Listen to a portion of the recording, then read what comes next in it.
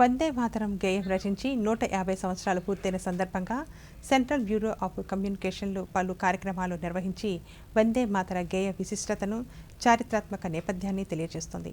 దీనిపై పల్నాడు జిల్లా కోటప్పకొండ కింద ఆవరణలో ఫోటో ఎగ్జిబిషన్ను ఏర్పాటు చేసింది. ఆ విశేషాలను ఇప్పుడు చూద్దాం.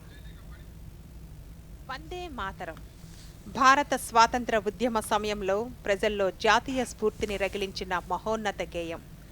భారత మాతను స్తుతిస్తూ రాసిన ఈ దేశభక్తి గీతాన్ని బకిం చంద్ర చటర్జీ రచించారు.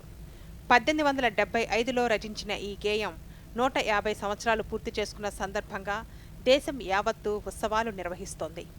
ఇందులో భాగంగా సెంట్రల్ బ్యూరో కమ్యూనికేషన్ ఆంధ్రప్రదేశ్ ఆధ్వర్యంలో కోటప్పకొండపై వందే మాతరం ఛాయాచిత్ర ప్రదర్శనను ఏర్పాటు చేశారు. ఈ ప్రదర్శనను నరసరావుపేట పార్లమెంటు సభ్యుడు లావు శ్రీకృష్ణ దేవరాయలు ప్రారంభించారు. కోటప్పకొండపై ఏర్పాటు చేసిన వికసిత్ భారత్, పల్నాడు జిల్లా పురోగతి, వందే మాతరం 150 సంవత్సరాల ఫోటో ఎగ్జిబిషన్లో దేశ స్వాతంత్ర పోరాటానికి సంబంధించిన పలు ఛాయాచిత్రాలను పొందుపరిచారు. పల్నాడు జిల్లా సాధించిన పురోగతి, గత 20 నెలల కాలంలో రాష్ట్రంలో అమలు చేస్తున్న వివిధ సంక్షేమ పథకాల అమలుకు సంబంధించిన చిత్రాలను ప్రదర్శనలో ఉంచారు.